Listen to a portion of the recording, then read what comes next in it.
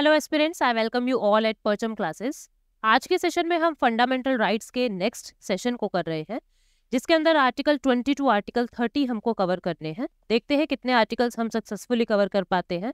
Article 19 तक हमने अभी तक कर लिया है। जिन स्टूडेंट्स ने नहीं देखा है, प्लीज प्रीवियस वीडियो जाना और देखना कि कैसे आर्टिकल 19 तक हम लोगों ने कवर किया है, क्या क्या इंपॉर्टेंट पॉइंट्स हैं जो हमको करना है। अभी हरियाणा सिविल सर्विसेज का एग्जाम हुआ था, ये अभी रिसेंट संडे जो गया है उसके अंदर, यानी 21 मई को एग्जाम था। आप देखेंगे उसी दिन मध्य प्रदेश पीसीएस का भी एग्जाम था और उससे एक हफ्ते पहले यूपी पीसीएस का एग्जाम था। तो आप तीनों एग्जाम्स में देखेंगे जो टॉपिक्स हम कर रहे हैं, आपके 100% क्वेश्चंस जो है वो कवर हो रहे हैं। हालांकि मेरा उद्देश्य एसएससी के स्टूडेंट्स को टारगेट करना है, लेकिन फिर भी जो हम इन डेप्थ स्टडी कर रहे हैं वो आपको सिविल सर्विसेज के यानी स्टेट सिविल सर्विसेज के अंदर भी काफी मदद कर रहा है। ठीक है, तो उन क्वेश्चंस को जरूर अटेम्प्ट करना जो भी सिविल सर्विसेज में आ रहे हैं। अभी हाल फिलहाल बहुत सारे स्टेट सिविल सर्विसेज चल रहे हैं, तो आप लोग जरूर उन क्वेश्चन पेपर को देख लेना। परचम पे देखते हैं हम कौन कौन से कोर्स चल रहे हैं जो आपकी तैयारी को और बेहतर बना सकते हैं। एसएससी की डेट्स आ चुकी हैं, आपको पता है, और जनरल अवेयरनेस का एक कोर्स चल रहा है जिसके अंदर जीके, पॉलिटी, हिस्ट्री, ज्योग्राफी सब कुछ कवर करवाया जा रहा है, इंक्लूडिंग इकोनॉमी, साइंस, सब कुछ कवर करवाया जा रहा है। आप लोग इसको पूरा आप परचम क्लासेस से एंजॉय कर सकते हैं। आपको ऐप डाउनलोड करना होगा और हमारे कोर्स में एनरोल करना होगा। एक कोर्स चल रहा है इकोनॉमिक्स का, बिल्कुल 0 से हाई लेवल तक का इकोनॉमी इसके अंदर होगा। दोनों ही कोर्सेज पे अगर आपको 10% की छूट चाहिए देन यूज कोड PAYL10। दोनों नहीं, तीनों। ये तीसरा कोर्स कौन सा है? ये एसएससी पॉलिटी का कोर्स है, जिसके अंदर मैंने डिटेल में पॉलिटी करवाई है। जो चीजें मैं यूट्यूब पे नहीं बता पाती वो चीजें भी मैंने कोर्स में इंक्लूड की है। जितने केस स्टडी है, जितने केसेस इंक्लूडेड है जो हमारे एग्जाम के लिए जरूरी है, उन सबको मैंने कोर्स में इंक्लूड किया है। आप लोग बहुत आसानी से इसको परचम क्लासेस की ऐप से डाउनलोड कर सकते हैं। देखते हैं हमारे आज के सेशन में हमें क्या पढ़ना है।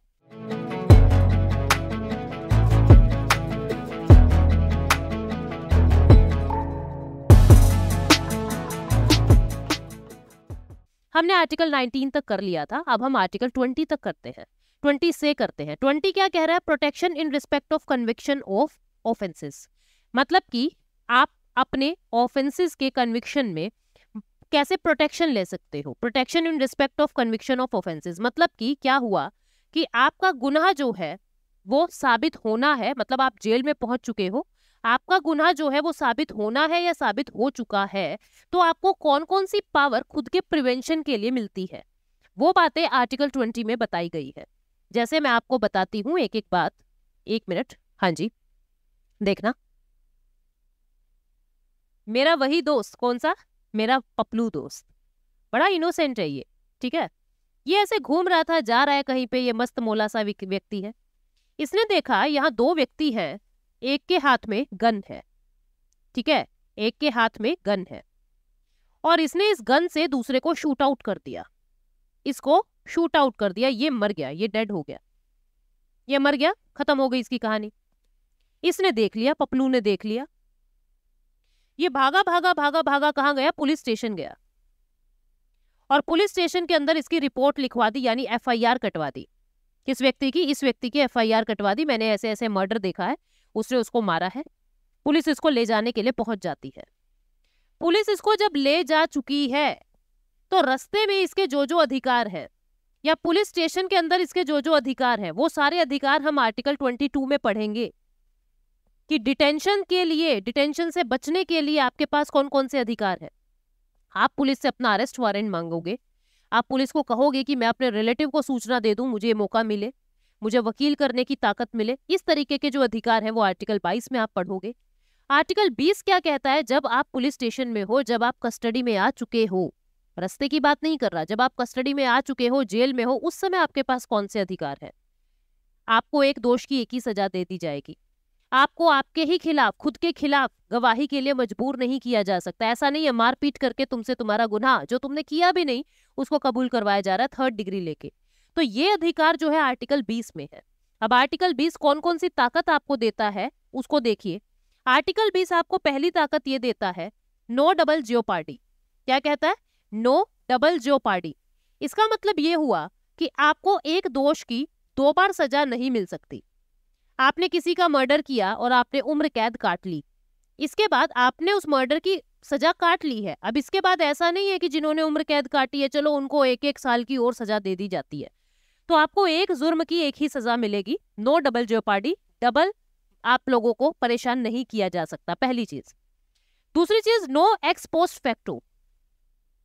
नो एक्स पोस्ट फैक्टो, इसका क्या मतलब हुआ? मान लीजिए मैंने किसी का मर्डर 2023 में किया, ठीक है, मैंने मर्डर किया, मैंने किसी को थप्पड़ थुप्पड़ मार दिया, ठीक है, मर्डर तो मैं नहीं कर सकती, वैसे मैं थप्पड़ भी नहीं मार सकती, बट फिर भी एक एग्जाम्पल लेते हैं, मैंने किसी को थप्पड़ मार दिया, ठीक है। अब उस समय उसने मेरे ऊपर मानहानि का केस लगा दिया और मान लीजिए मुझे 1 साल की सजा होनी है, और 2023 से पहले मान लो 1982 में इस जुर्म की सजा जो थी वो फांसी थी।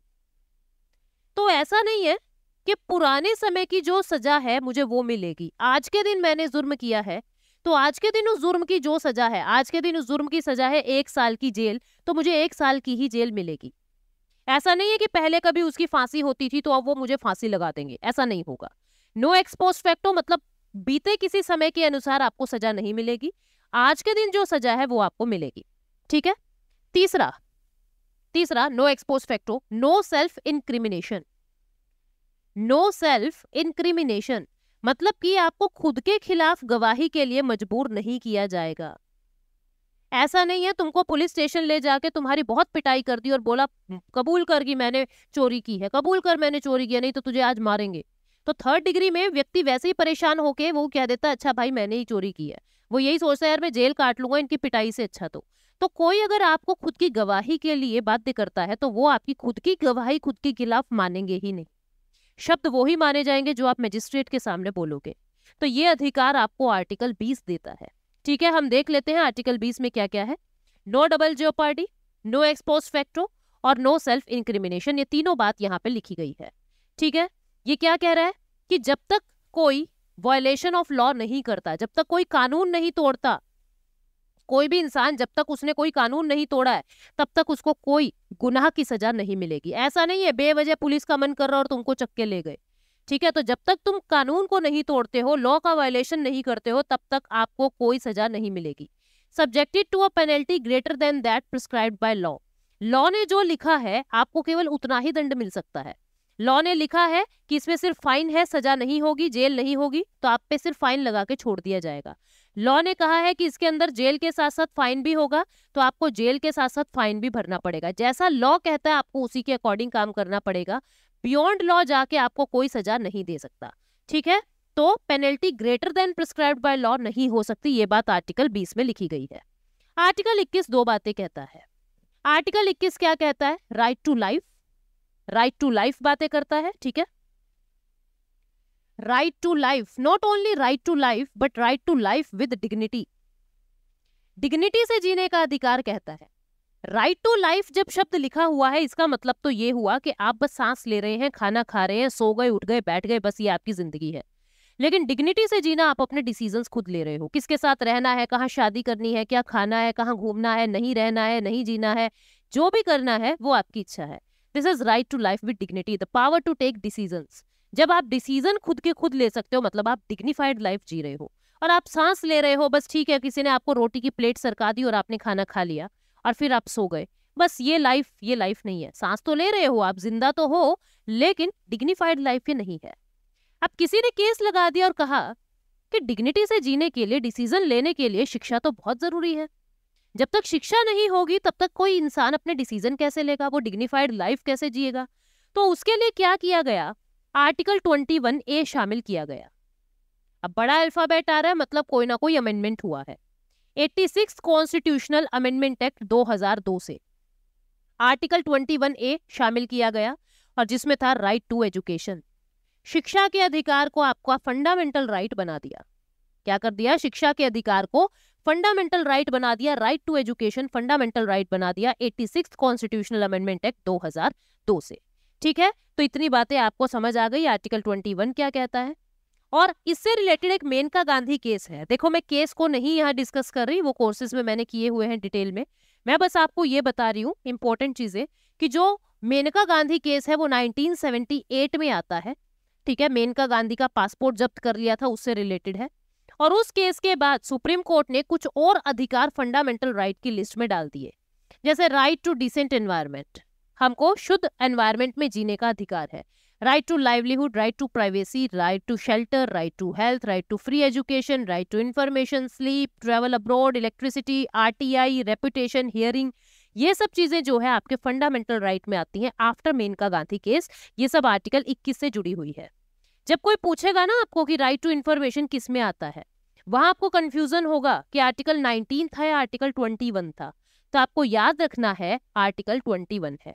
कोई पूछे राइट टू प्रेस, आपको बताना आर्टिकल 19। कोई पूछे right to hearing, article 21। Right to sleep, article 21। तो याद रखना है कौन से आर्टिकल में क्या बातें हैं। ठीक है, अभी हम आर्टिकल 22 की तरफ बढ़ते हैं। Article 22 protection against arrest and detention for certain cases की बात करता है। कुछ केसेस में डिटेंशन की बातें कर रहा है, ठीक है, अरेस्ट की बातें कर रहा है, डिटेंशन की बातें कर रहा है कि उस समय आपको क्या अधिकार है। जब आपके दोस्त पप्लू ने देखा कि किसी ने किसी को गोली मारी है और आपको पुलिस स्टेशन से लेके मजिस्ट्रेट तक का जो सफर तय करवाया जाएगा सजा सुनाने तक, उस समय तक आपके पास क्या क्या अधिकार है, ये बात आर्टिकल 22 के अंदर लिखी गई है। अब ये कहानी मैं और आगे बढ़ाती हूँ। इसने देखा कि इसने इसको मार दिया, शूट आउट कर दिया। अब ये व्यक्ति अपना पार्टी करने चला गया। इसने सोचा मुझे तो किसी ने देखा ही नहीं, कि अपना पार्टी करने चला गया। पुलिस पहुंचती है इसके पास पार्टी के अंदर ही और इसको हथकड़ी पहनाती है। ये पूछता है सबसे पहला अधिकार कि मेरे को किस बिहाफ पे आप लोग गिरफ्तार कर रहे हैं, मेरा अरेस्ट वारंट दिखाओ। आर्टिकल 22 आपको ये अधिकार देता है कि आप पुलिस से पूछें कि मुझे किस बिहाफ पे गिरफ्तार किया जा रहा है, ठीक है, अरेस्ट वारंट का अधिकार। दूसरा, अब उसको लेके जाया जाएगा पुलिस स्टेशन में, तो ऐसा नहीं है कि उसके सगे संबंधियों को पता ही नहीं होगा। उसको पूरा अधिकार मिलेगा कि वो अपने घर पे कॉल कर दे। आर्टिकल 22 ये अधिकार भी देता है। फिर बेचारा गरीब है, किसी ने फंसा दिया फालतू में, तो उसको वकील करने का भी अधिकार मिलेगा कि भैया तुम अपना सरकारी वकील कर लो खुद की सुरक्षा के लिए, ये भी आर्टिकल 22 देता है। फिर आपको पुलिस स्टेशन ले गए, तो ऐसा नहीं है 4-5 दिन तक आपको पुलिस स्टेशन में ही रख रहे और किसी को पता ही नहीं। मैक्सिमम 24 घंटे के अंदर अंदर आपको मजिस्ट्रेट के सामने प्रस्तुत करना जरूरी है, ये भी आर्टिकल 22 ही बताता है। तो ये सारी चीजें आर्टिकल 22 में हम देख लेते हैं। Right to be informed on the ground of arrest, मुझे अरेस्ट क्यों किया जा रहा है उसका ग्राउंड मुझे पता होना चाहिए। मुझे एक लीगल प्रैक्टिशनर की जरूरत है, मुझे एक सरकारी वकील की जरूरत है, वो सरकारी वकील फ्री ऑफ कॉस्ट मुझे मिलेगा आर्टिकल 22 के अनुसार, ठीक है। 24 घंटे के अंदर अंदर मजिस्ट्रेट के सामने मुझे लेके जाया जाए, आर्टिकल 22 ये भी कहता है। आर्टिकल 22 ये कहता है कि जब तक मजिस्ट्रेट आगे की सजा ना सुनाए आप उसको उस समय से ज्यादा बंदी नहीं बना सकते, ठीक है। अगर मजिस्ट्रेट ने कहा इसको रिहा करो तो करो, मजिस्ट्रेट ने कहा 14 दिन की न्यायिक हिरासत में लो तो लेना पड़ेगा। जब तक मजिस्ट्रेट आगे नहीं कुछ कहते हैं आप उनके खिलाफ जाके कुछ अपनी मर्जी से नहीं कर सकते हैं, ये बात स्टेट को कही जा रही है। तो आर्टिकल 22 में क्या क्या है वो मैंने बताया। अब जो ये डिटेंशन होता है ये 2 तरीके का होता है। एक को कहते हैं प्यूनिटिव डिटेंशन, प्यूनिटिव डिटेंशन, एक क्या होता है प्यूनिटिव डिटेंशन, और एक क्या होता है प्रिवेंटिव डिटेंशन। प्रिवेंटिव डिटेंशन क्या होता है दोस्तों कि अभी सजा, अभी जो जुर्म है वो हुआ नहीं है, लेकिन शक है कि इस व्यक्ति से देश की सुरक्षा और अखंडता को खतरा है, शक है, सिर्फ शक के बिना पे आप किसी को उठा के लेके जा रहे हो, दिस इज प्रिवेंटिव डिटेंशन। होने से पहले आप उस जुर्म को प्रिवेंट कर रहे हो। प्यूनिटिव के अंदर क्या है, काम हो चुका है, मतलब कि जो भी दोष होना था वो हो चुका है, जो भी कांड होना था वो हो चुका है, अब उसको सजा मिलेगी, दंडात्मक। प्यूनिटिव मतलब दंड मिलेगा, मतलब ये जब कोई काम हो चुका है उसके बाद डिटेन कर रहे हो और यहाँ सिर्फ शक के बिहाफ पे डिटेन कर रहे हो। प्यूनिटिव डिटेंशन में मैक्सिमम आपको 24 घंटे तक जेल में रख सकते हैं, 24 घंटे के अंदर अंदर मजिस्ट्रेट के सामने लेके जाया जाएगा। प्रिवेंटिव डिटेंशन में मैक्सिमम 3 मंथ्स तक आपको जेल में रख सकते हैं और 3 मंथ्स के बाद एक कमेटी के पास आपको लेके जाया जाएगा जो आपकी चेकिंग करेगी और फिर बताएगी कि आगे आपको कितने दिन और जेल में रहना पड़ेगा, ठीक है। तो ये दोनों डिटेंशन क्या होते हैं वो हमने देखा। यहाँ पे आप देख सकते हो crime has to be done, ये हो चुका है, और वो on the basis of suspicion, वो सिर्फ शक के बिना पे प्रिवेंटिव डिटेंशन लिया जाता है, ठीक है। उसके बाद एक और बात आप याद रखेंगे, आर्टिकल 22 एनिमी एलियंस को नहीं मिलता है। ये एनिमी एलियंस कौन है, सिटीजनशिप वाला चैप्टर खोलो और शुरुआत में ही मैंने बताया है, ठीक है, ये एनिमी एलियन को नहीं मिलेगा। इसके बाद किस किस बिहाफ पे आप किसी को शक के बिना पे उठा सकते हो यानी गिरफ्तार कर सकते हो? अगर देश की सिक्योरिटी को खतरा है, अगर पब्लिक ऑर्डर को खतरा है, ठीक है, देश के अंदर जो असेंशियल चीजें सप्लाई हो रही है उसमें अगर कोई बाधा बनता है, अगर देश की सिक्योरिटी, फॉरेन अफेयर्स से डिफेंस को खतरा है, तो भी आप किसी को शक के, सस्पिशन के बेस पे उठा सकते हो, ठीक है, उसको डिटेन कर सकते हो। तो आर्टिकल 22 क्या है ये मैंने आपको बताया। आर्टिकल 23 क्या कहता है? आर्टिकल 23 और 24 शोषण के विरुद्ध अधिकार यानी राइट अगेंस्ट एक्सप्लॉयटेशन की बातें करते हैं। ये क्या बताता है कि ह्यूमन बींग्स में ट्रैफिकिंग को प्रोहिबिट करना है, फोर्स्ड लेबर को प्रोहिबिट करना है, ठीक है। ह्यूमन बींग्स के अंदर तस्करी नहीं हो सकती, मानव तस्करी, फोर्स्ड लेबर या बेगार प्रथा नहीं हो सकती। फोर्स्ड लेबर मतलब बंधुआ मजदूरी, जबरदस्ती आपसे कोई काम नहीं करवा सकता, या फिर ऐसा नहीं हो सकता कि आपसे काम करवा के आपको सैलरी ना दे, ठीक है। तो ये सब अधिकार आपको आर्टिकल 23 में मिलते हैं, ठीक। आर्टिकल 23 सबसेक्शन 2 क्या कहता है? आपको कोई मजबूर नहीं कर सकता कि आपको ये सर्विस करनी ही पड़ेगी, पर कुछ केसेस में जब देश को आपकी जरूरत है तो स्टेट को ये अधिकार है कि वो कुछ केसेस में आपको कंपल्सरली बुला ले। जैसे अभी यूक्रेन के अंदर जो आम जनता थी उसकी भी जरूरत पड़ी आर्मी में, तो यूक्रेन ने उनको आवाज दी और वो लोग आए, उनको आना पड़ा। ऐसे भारत के अंदर भी अभी अगर कभी हो जाए कुछ तो भारत के लोगों को भी स्टेट का साथ देना पड़ेगा। लेकिन वहां पे स्टेट ऐसा नहीं कर सकता कि तुम तो आ जाओ फौजी बन के क्योंकि तुम इस रिलीजन के हो और तुम नहीं आओगे क्योंकि तुम इस रिलीजन के नहीं हो। तो रिलीजन, कास्ट, सेक्स, इस आधार पे आप किसी के साथ भेदभाव नहीं कर सकते। स्टेट को कहा जा रहा है कि आपको हम छूट दे रहे हैं, जब जरूरत हो लोगों की आप बुलाओ उनको और एसेंशियल सर्विसेज के अंदर उनको लगा दो, कोई दिक्कत नहीं है, आपको कोई मना नहीं कर सकता। आप किसी के साथ जबरदस्ती कर सकते हो कि ये काम कर, लेकिन अगर आपने वहां पे भेदभाव किया जाति के आधार पे, धर्म के आधार पे, तो वो बात गलत होगी, ठीक है। तो ये आर्टिकल 23 के अंदर लिखा हुआ है। उसके बाद आर्टिकल 24 क्या कहता है? चाइल्ड लेबर को बैन करता है। चाइल्ड लेबर को क्या कहा गया है? 14 साल की कम उम्र का कोई भी बच्चा हैजार्डस एम्प्लॉयमेंट नहीं करेगा, जोखिम भरी नौकरी नहीं करेगा 14 साल का कोई भी बच्चा। 2016 में एक अमेंडमेंट होता है। 2016 में अमेंडमेंट क्या होता है कि चिल्ड्रंस जो है हैजार्डस एक्टिविटी में काम नहीं करेंगे कंप्लीटली, और नॉन हैजार्डस एक्टिविटी में काम कर सकते हैं। एक्सेप्शंस है, मतलब कौन कौन से नॉन हैजार्डस एक्टिविटी में काम कर सकते हैं? अगर वो काम उनके खुद के घर का हो, ठीक है, उनका होम बिजनेस हो कोई, ठीक है, या फिर एंटरटेनमेंट के लिए, जैसे ये होते हैं ना लिटिल चैंप वगैरह, ठीक है, जो ये और ये छोटे छोटे सिंगिंग सुपरस्टार और टाइप की ये चीजें होती हैं। एंटरटेनमेंट के लिए मूवीज में काम करना, नाटकों में काम करना, सीरियल्स में काम करना, फैमिली ओन्ड बिजनेस में काम करना, यहाँ पे बच्चे काम कर सकते हैं। ऐसा सुप्रीम कोर्ट ने 2016 में भारत की गरीबी को देखते हुए कह दिया, ठीक है। लेकिन ये कह दिया वो सारे काम एक तो स्कूल आर के बाद होंगे, ऐसा नहीं है स्कूल की छुट्टी मरवा के आप किसी से डांस या गाने गवा रहे हैं, स्कूल आवर्स के बाद होंगे। और दूसरा आपके वो सारे काम नॉन हैजार्डस होने चाहिए। अगर घर का कोई काम, चूड़ियां बनाने का, बैंगल्स बनाने का, बच्चा वहां पे नहीं जाएगा, चाहे कुछ भी हो जाए, कितनी गरीबी आ जाए। किसी का बीड़ी वीड़ी बांधने का काम है तो बच्चा वहां नहीं जाएगा, चाहे कितना भी आफत आ जाए, ठीक है। तो नॉन हैजार्डस काम में कुछ छूट दे दी है। आर्टिकल 25 से 28 ये रिलीजन की आजादी आपको देता है, ठीक है। ये क्या कहता है? We have our own form of secularism. Secularism preamble के अंदर मैंने डिटेल में बताया है। ये क्या कहता है? भारत के लोगों के पास thought, expression, belief, faith and worship की लिबर्टी है। किसकी? टैबफा की। Thought, expression, belief, faith and worship, ठीक है, इसकी हमें आजादी है, ठीक। हमारे स्टेट का खुद का कोई रिलीजन नहीं है। हमारा स्टेट अपने मुंह से ये नहीं कहता ये रिलीजन मेरा है, और ना ही ये कहता कि मैं धर्म को नहीं मानता। स्टेट ये कहता है कि मेरे लिए सब धर्म एक जैसे हैं, चाहे कोई भी धर्म है, हिंदू, मुस्लिम, सिख, ईसाई, पारसी, जो भी धर्म है वो सब मेरे हैं। मेरा कोई एक धर्म नहीं है। मतलब हमारे स्टेट का खुद का कोई धर्म नहीं है, लेकिन इसका मतलब नहीं है वो धर्म की रक्षा या धर्म को पसंद नहीं करता। एंटी रिलीजन नहीं है स्टेट, ठीक है, समझ गए? तो स्टेट का खुद का कोई रिलीजन नहीं है। आर्टिकल 25 क्या कहता है? आर्टिकल 25 कहता है आपको आजादी है अंतःकरण करने की, कॉन्शियंस। आप अपनी आत्मा में किसी को बसा सकते हो और फिर उसके अनुसार प्रैक्टिस, उसके अनुसार अपना जिंदगी चला सकते हो।